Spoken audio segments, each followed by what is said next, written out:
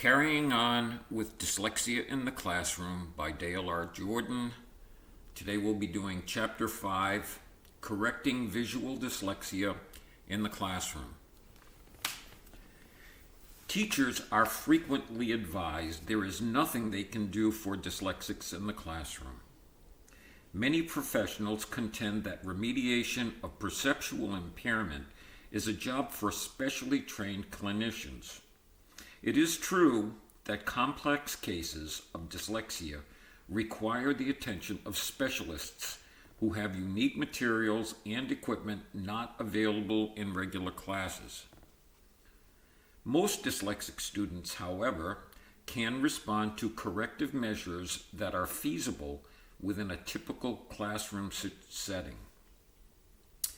When teachers are able to follow certain basic guidelines and establish flexible daily routines, most dyslexics can learn to cope with their handicaps without attending specialized clinics.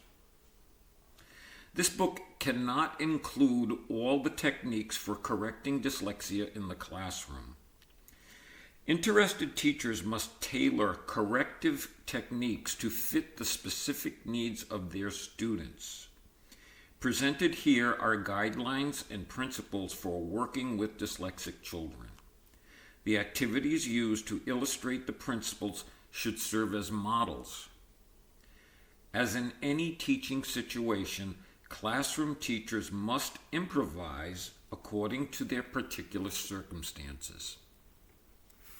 Principle 1, Self-Fulfilling Prophecy. Much attention has been drawn by educators to the power of a teacher's attitudes over the success or failure of her students. A general principle can be stated. Students tend to accomplish what the teacher expects them to accomplish. I'll say that again. Students tend to accomplish what the teacher expects them to accomplish. In other words, students tend to return the feelings and attitudes they sense in their leaders. If the teacher expects her youngsters to succeed, they generally will do so. Positive teachers who respect their students are usually respected in return. Negative teachers who regard dyslexics as failures with little hope for success find these pupils failing in school, as well as displaying negative, disrespectful attitudes toward adults. Many studies reveal that test scores and achievement are closely tied to a teacher's personal expectations. In effect, the teacher who prophesies student success tend to see her pupils achieving success. The teacher who predicts failure and doom is not disappointed. Her students tend to fail, thus fulfilling the teacher's prophecy. Certainly, there is more to success and failure than the teacher's expectations, but the attitude of the teacher is a critical factor for dyslexics. Certain adults are not temperamentally suited for working with disabled youngsters. When this is the case, the school should make every effort to give both teachers and students a choice. If working with dyslexics is offensive or uncomfortable for an adult, it will be impossible for a warm, accepting classroom relationship to be established. Students with disabilities do not respond positively to uncomfortable or rigid adults. More harm than good comes from forced associations between teachers who dread disabled children and students who are apprehensive toward their teachers. It is essential that classroom teachers have positive expectations concerning the potential abilities of handicapped students. If not, the association will be characterized by frustration, rebellion, anxiety, and failure. Principle 2, the big question.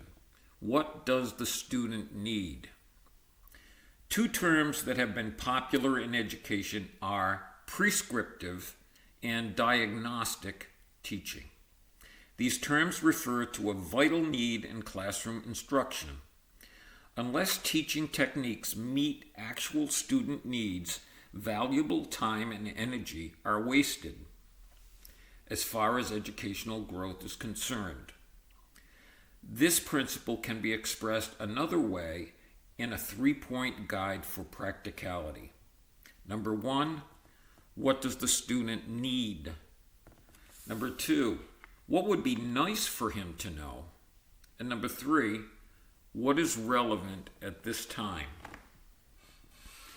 In correcting dyslexia in the classroom, the simplified statement is of great importance. If Mike does not know the alphabet, then this is his need of the moment.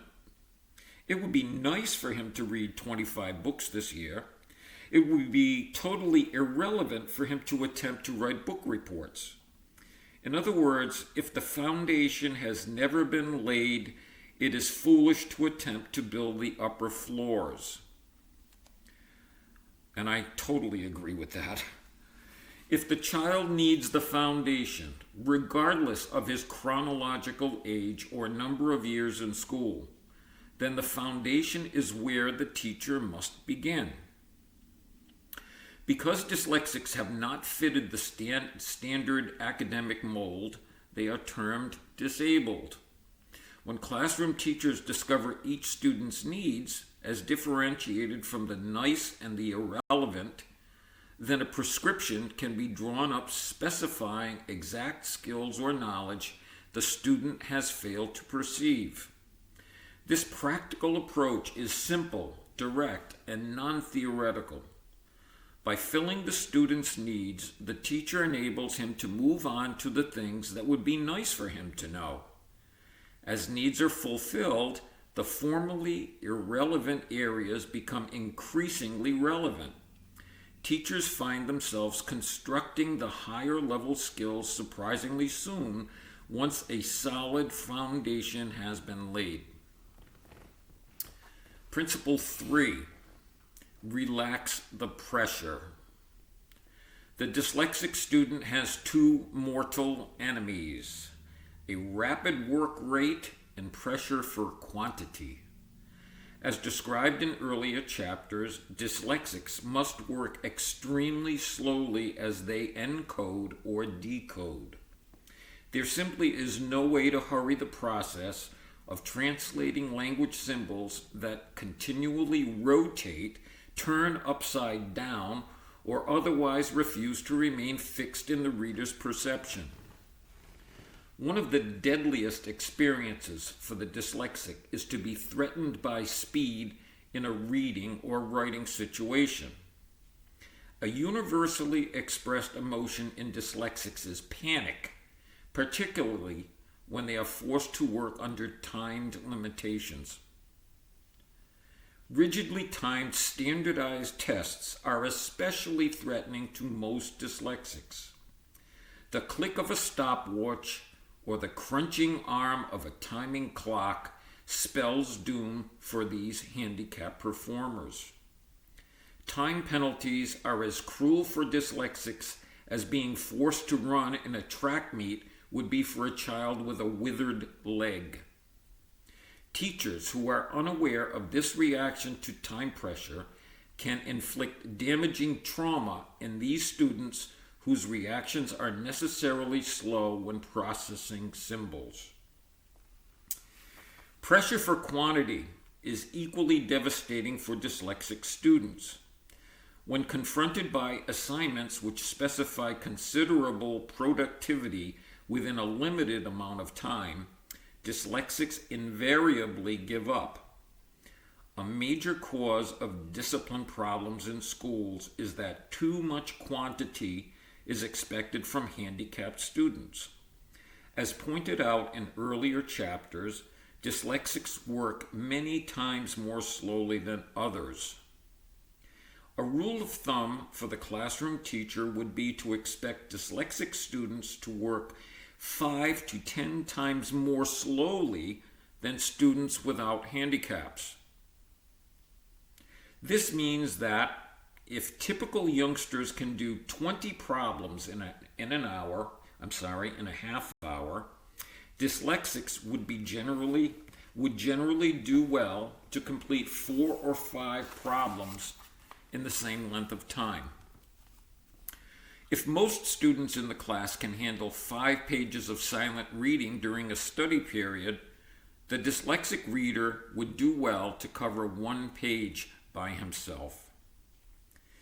When teachers can allow for these very real limitations in work rate, dyslexics usually prove willing to do their best.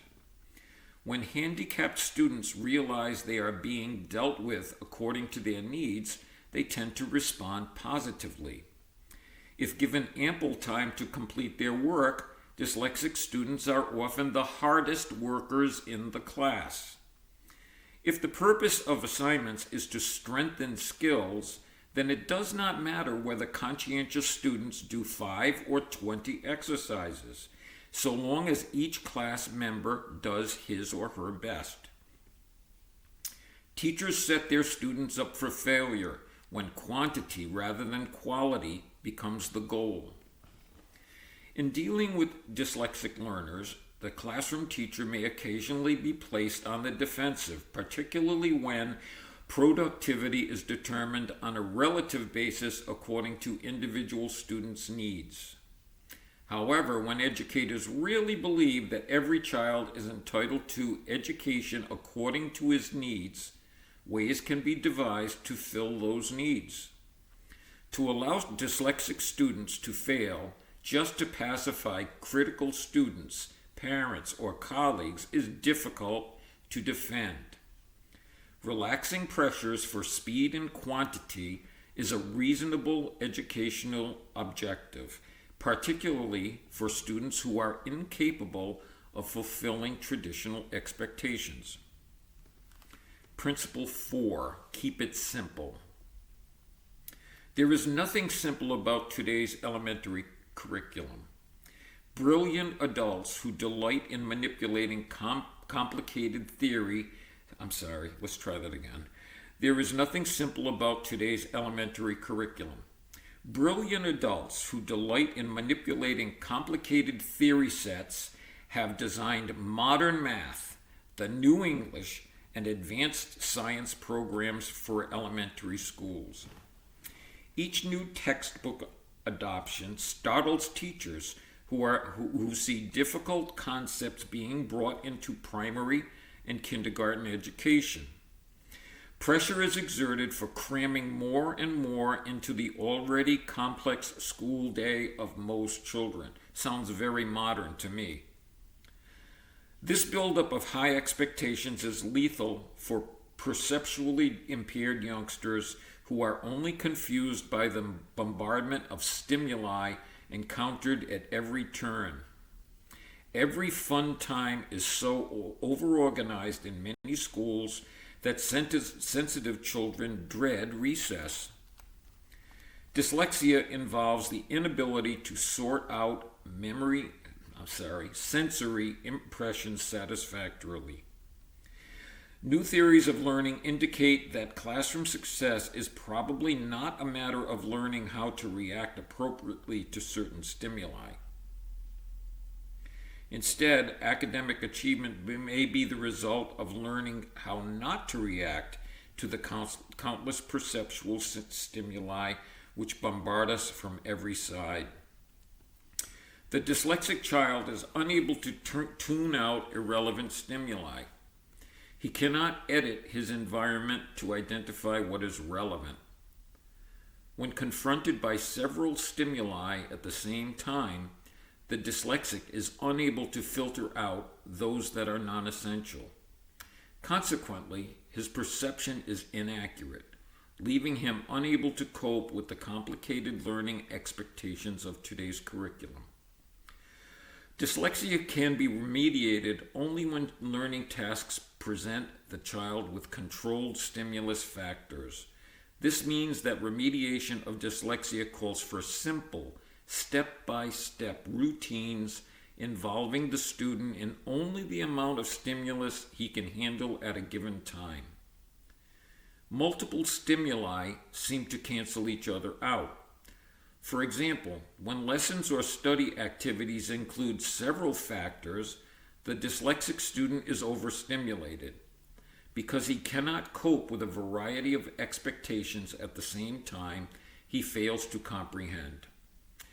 The result is either neutral, which means no gain, or negative, which is a loss.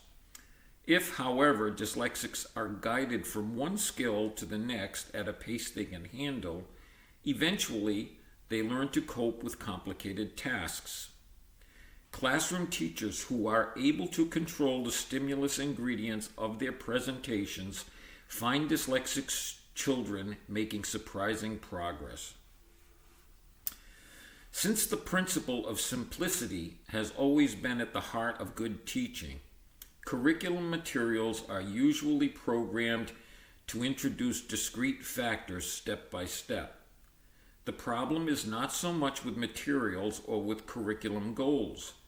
The problem is in trying to accomplish too much too quickly. Dyslexics face crushing defeat when they are pressured to hurry through a myriad of skill levels before each level has become habitual or automatic. It is imperative that teachers keep their instruction simple until perceptual foundations are firmly laid in handicapped students. Principle 5. Keep it structured. No one has estimated the ratio of discoverers to non-discoverers in our population. Classroom teachers are confronted by curriculum goals based on the premise that children will discover fundamental concepts through appropriate exploratory activities. Few would deny the impressive arguments of educationists that many children can be led to discover principles and laws if provided sufficient opportunities to explore. Perhaps the difficulty lies in translating learning theory into workable commercial programs used by everyday classroom teachers. The fact is that millions of American children are not learning computation, grammar, science, or reading in spite of superb materials and competent leadership. A cardinal truth regarding perceptual impairment is that the learning of skills must be highly structured as a rule. This principle does not actually contradict modern theories of self-discovery. The fact is that certain children cannot cope with loosely structured situations. Divergent thinking simply is not possible for many children until they have experienced specific, limited drill in foundation skills. Dyslexics cannot assemble parts into coherent wholes unless there is clearly defined Dyslexics cannot assemble parts into coherent wholes unless there is a clearly defined model in view. Abstract reasoning without visible structure is a major stumbling block for the perceptually impaired. Classroom teachers are faced with the need to ensure structured, regular teaching routines upon which dyslexic learners can depend. This rules out certain kinds of multiple stimulus activities specified in teachers' manuals and guidebooks. A critical need of disabled learners is for structured guidelines which hold their form. Words with multiple meanings, variant spellings of vowel or consonant sounds, open-ended grammar or punctuation rules, and indefinite elements of math, science, and social studies are all appear threatening to children who cannot function without dependable visual, auditory, tactile cues. Classroom activities for visual dyslexics. Establishing sequence. As described in Chapter 1 and 2, failure to comprehend sequence is a major handicap of visual dyslexics. This tendency is aggravated by the assumptions of adults that cultural factors, including sequence of seriation, are as obvious to children as to grown-ups. Few teachers have ever analyzed their own habits or mannerisms when giving instructions.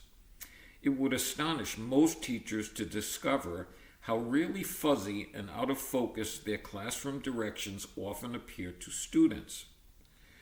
Children usually succeed because they second guess adults well, not because the instructions have been very clear. Teaching chronological sequence. The first step in establishing awareness of time sequence is to provide children with visible, tangible cue systems that illustrate chronological order. In primary grades, this is usually done with monthly calendars to establish the days of the week within the month. Few teachers present time in more than 30-day calendar units. Dyslexic children must be drilled in the basic units of time, seconds and minutes, minutes and hours, hours and days, days and weeks, weeks and months, months and years and centuries. Busy teachers usually bypass steps in this continuum, hopping from minutes and hours to days and weeks, omitting years and centuries altogether. Primary activities seldom build an unbroken sequential awareness of time, showing the continuum from the smallest units, seconds, to the largest units, centuries.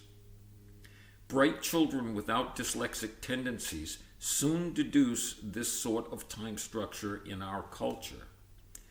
But without visible, tangible models as constant reminders, dyslexics fail to perceive the order and segmentation of time.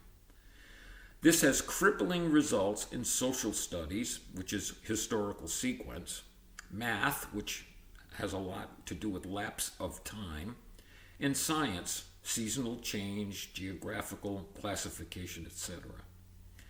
The basic deficit in time sequence leaves the dyslexic unable to cope with many curriculum expectations which adults take for granted. Every classroom should have tangible charts illustrating progressive time relationships, which should be displayed in sequence all year long. Dyslexic students need to be involved in daily renewal of their awareness of time units.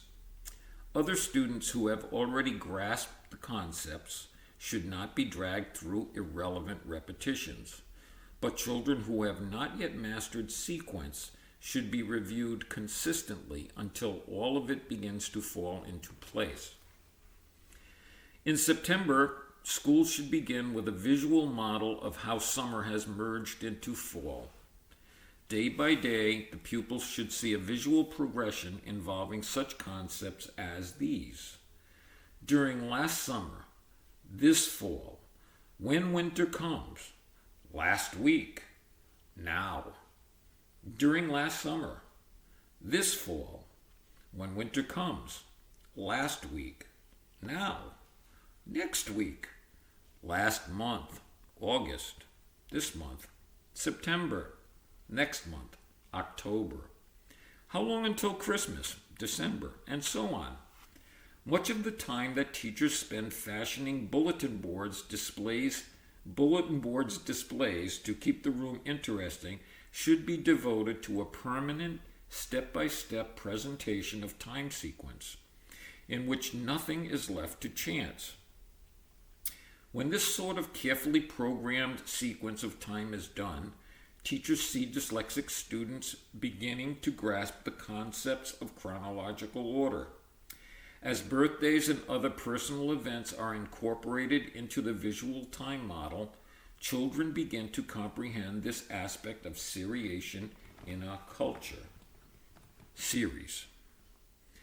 Creative teachers will have no difficulty turning one wall of their classroom into an effective, colorful time map for dyslexic pupils. The great temptation is for teachers to go back to their old habits of neglecting this sort of perceptual training in order to get through the books on schedule. Getting through the books is irrelevant for students who still have not mastered sequence. If teachers can understand that some children will more than make up the pages in the books after the foundation has been laid, then the importance of daily attention to building concepts of time sequence will be easier to live with in the classroom. At this point, it is essential to ask, what do these children need? If they need daily instruction in the fundamentals of chronological order, then getting through Unit 2 of Science or Social Studies is irrelevant.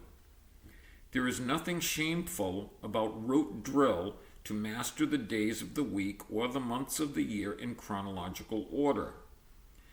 The ultimate goal of such drill is comprehension of how specific days and months fit into the serial order of the calendar.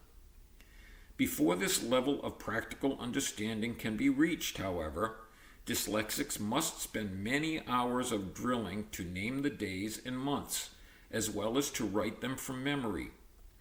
It is a serious cultural deficit for an individual in the labor market to stumble over which day it is or which month.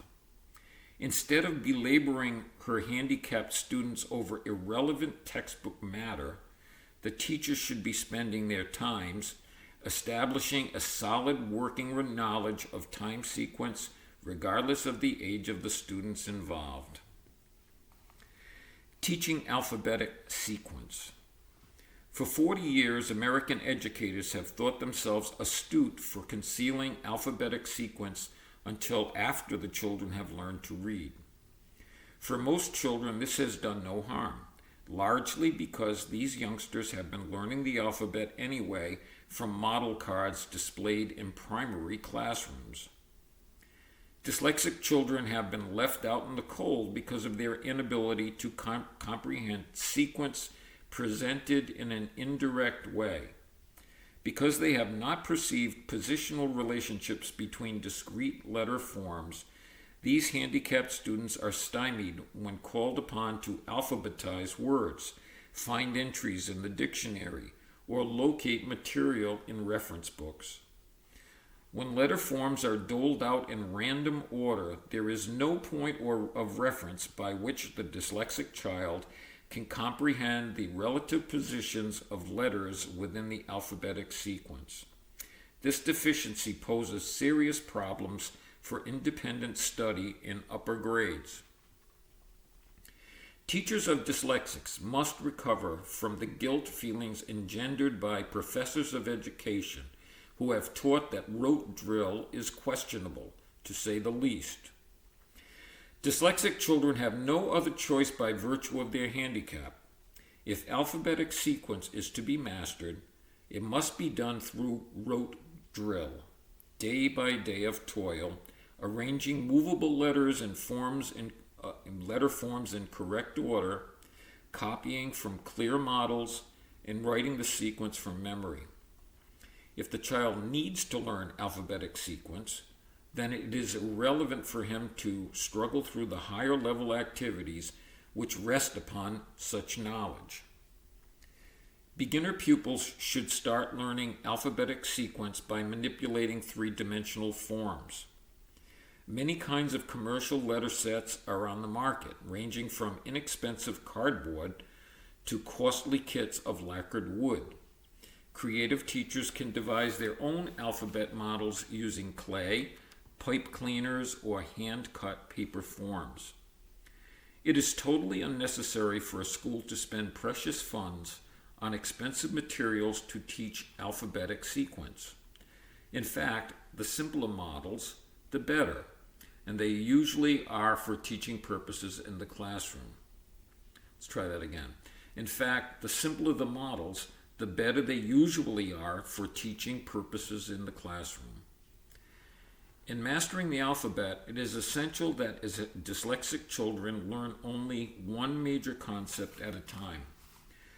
For this reason, it is detrimental for a teacher to introduce phonic principles at the same time letter shapes are being mastered. Dyslexic children must not be expected to manipulate two forms of information at once while in the initial stages of acquiring a perceptual foundation. For example, Mike should associate the names of the letters with their shapes, not the sounds which the letter forms represent.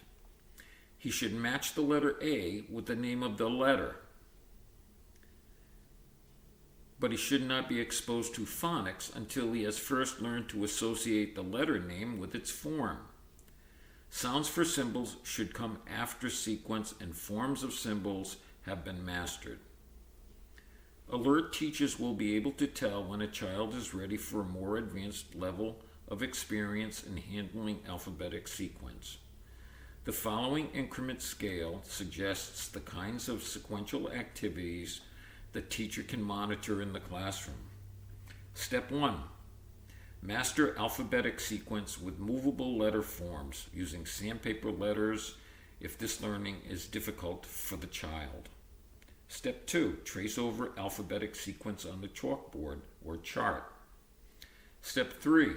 Trace over alphabetic sequence on paper or on plastic whiteboard alphabet sheets.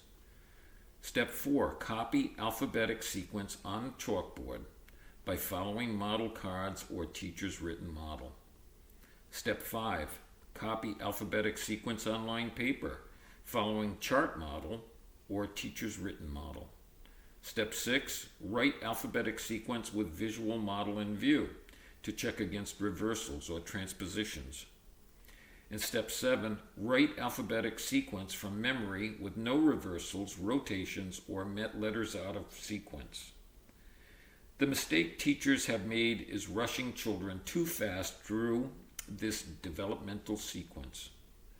Today's kindergarten programs usually introduce Step 1 and Step 2. Most schools assume that primary pupils have mastered all 7 steps by beginning grade 3. This is not the case, as revealed by thousands of high school students who cannot handle alphabetic sequence from memory. The urgent need of the dyslexic is that this educational need be fulfilled, no matter how old the student is when the deficiency is discovered. It is irrelevant for students to struggle with book reports or themes until they have mastered the sequence of the alphabet.